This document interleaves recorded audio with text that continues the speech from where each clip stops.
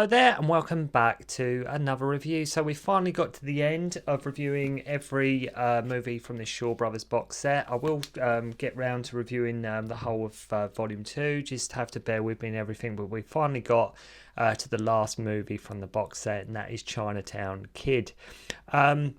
Quite a lot going on with this movie, and what we get here is Alexander Sheng, who's always starring alongside the Venom mob here, before they were actually sort of known as the Venom mob, sort of collectively.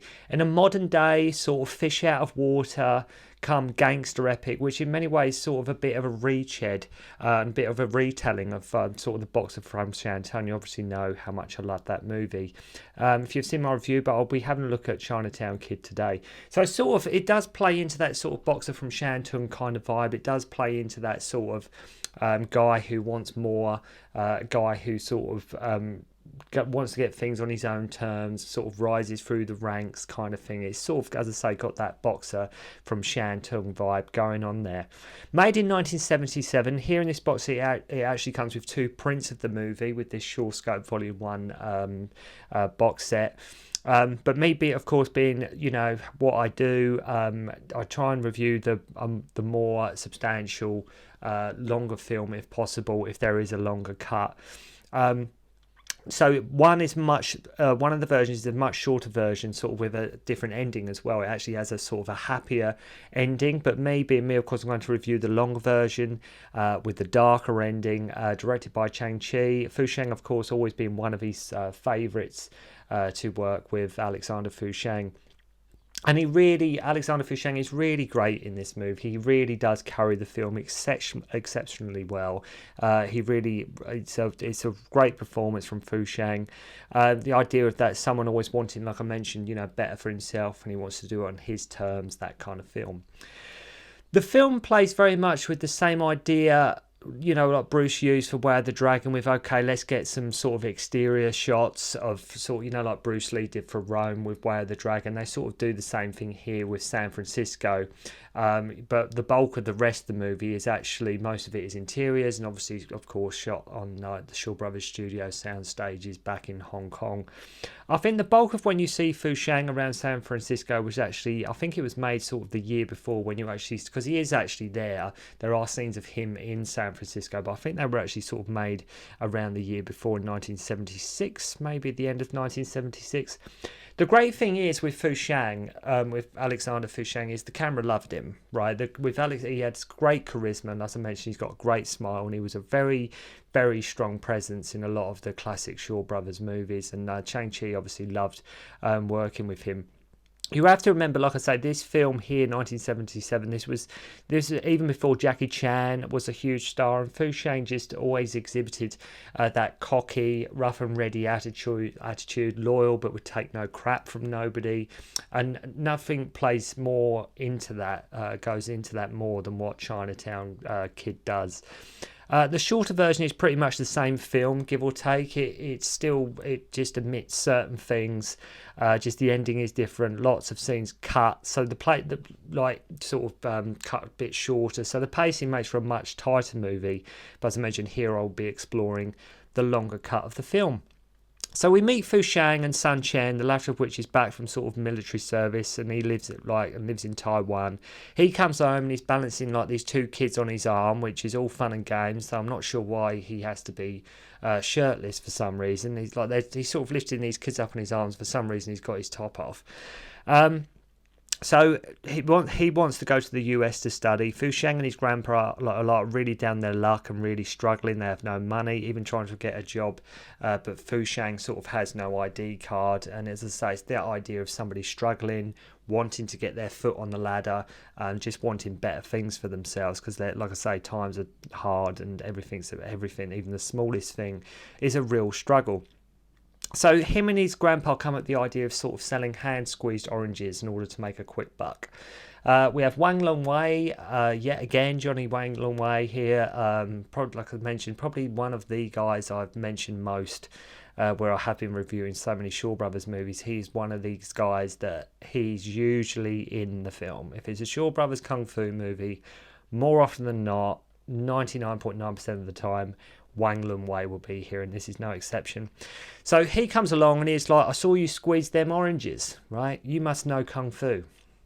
I mean, that would be my conclusion, right? So Fu Shang's character is like a dreamer, and he wants for a better life for himself. A scene that really does stand about him is when he sort of cuts up a newspaper and pretends it's like a money, like he is some big time hustler. And it's little scenes like that that show this character is a bit of a dreamer. He is thinking of bigger things. It just helps flesh the character out a little more, that he's sort of fabricating in his head what it would be like to have some money, even just using a newspaper, pretending it's like notes of cash.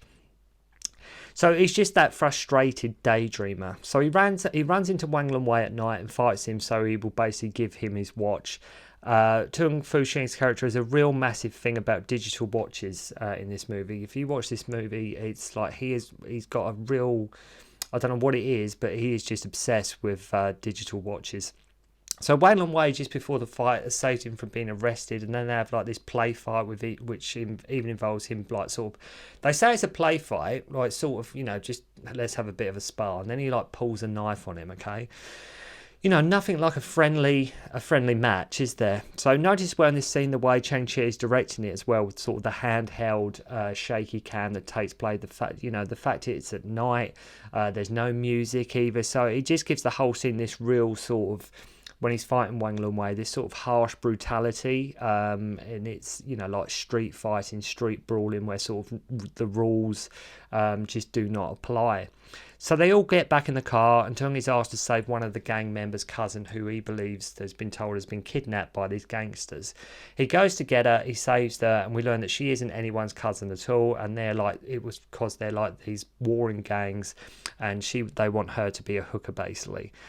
So after finding this out, he takes her home. So he gets jumped by Wang Lung-wei's men for not following through with the promise, even stabbing one of the guys up the arse, I might add, after they break his glasses that he had just bought. So Chung, a friend, says he should lay low for a while and that he is going to the US soon. So this is all still sort of happening back in Hong Kong, and he's like, right, we're going to the US soon. Wang Lung-wei plants some drugs on Fu Sheng after he comes to threaten him. Like the police find it on him and he escapes. So he's wanted as well, and he sort of, he escapes, and great. What is quite cool as well with this movie, I will have to mention it. Some of the music in the film, although not necessarily like loads of it, but when he does sort of go on the run, there's this really cool funky heavy bassline groove that is playing in the part of the movie that really with what's happening, it really does suit it quite well. So the whole idea is going to flee to the US basically, and suddenly we are there, like boom, we are in America. They do not waste any time getting there. We're straight there. So the bad guys wanted him, and he's just left his grandpa there basically to face the music. Like, if they wanted the girl, like he saves the girl and he's like, right, I've saved you. And like, if they wanted her so badly, why didn't they just go looking at her house? If they must know information on her, and if this gang were like so determined for her to be a prostitute for them, I'm not sure. Fu Sheng just takes her home, so why didn't they just go and search for her at home? I don't know. So Yang, played by Chien, is trying to get a job at the same place where Fu Sheng's friend has found him work, and this owner is as tight as they come, right? His future boss is like sort of as tight as you could possibly imagine. He agrees to take them both on at very low rates. We then meet Meng's character, and he is the boss of the Green Tiger Gang. Also have a very young Dick Wei here. Soi Ho, Wang Lung-wei's character, arrives and is there to see sort of what's been happening between them and the White Dragons. So there's these two warring gangs that's going on. So it's all about street turf and things like that. So it does play into sort of what Boxer from Chang Tung was sort of doing, albeit in sort of a modern day setting.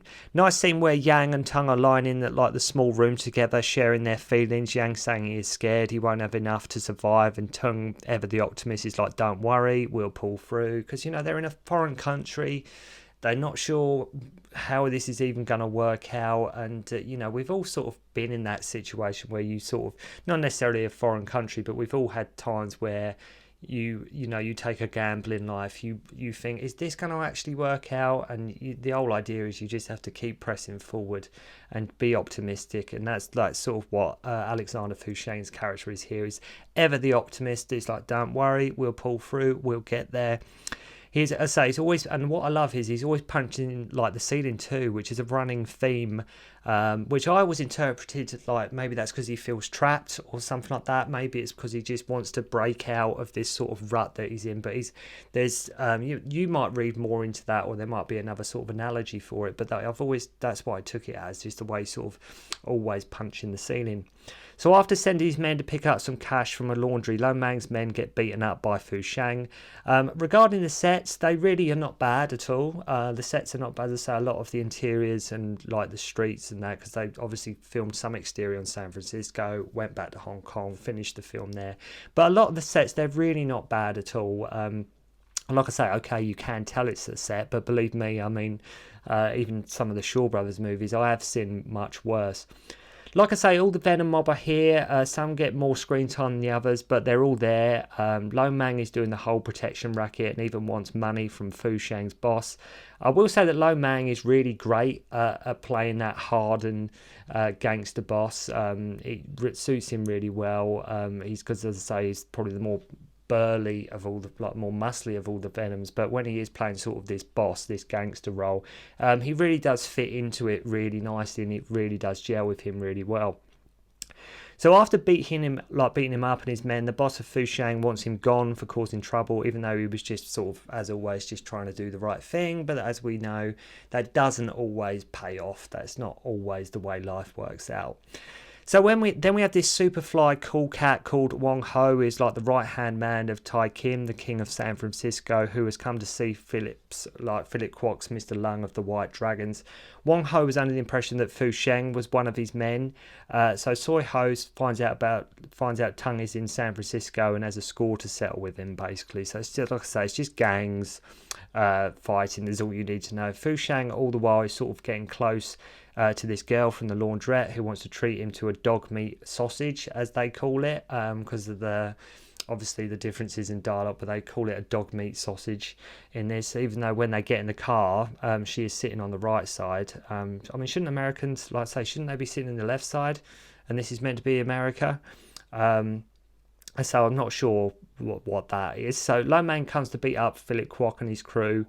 Fu Sheng gets involved, taking Lung's side, who then goes on to tell him that he can come and live with the White Dragons, basically. So he's sort of getting welcomed in to this sort of gang. Then they do like a raid on the Green Dragons. Fu Sheng bumps into Soy Ho and figures that it was him who framed him with the drugs. And what I love about these scenes and fights, okay, we get, punch up on a kung fu brawl, but Chang-Chi doesn't forget to make his characters use guns. Where it is in a modern day setting, it's nice that they don't forget that. I know it's probably, a foregone conclusion, but it's amazing the amount of times you watch a modern day thing and they go straight to sort of kicking and punching so quickly, when in reality, of course, people would use guns if they got a feud or whatever. But here, Chang-Chi doesn't forget that. He doesn't. It would have been quite easy for them to just not have guns at all. But here they do make a point, of the characters using guns, which I thought was nice that they acknowledged that.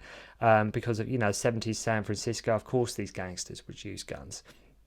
And it's nice it's not what is really well, it's nice they're not forgotten about, and it's what at the same time it's nice they spliced them with the kung fu as well.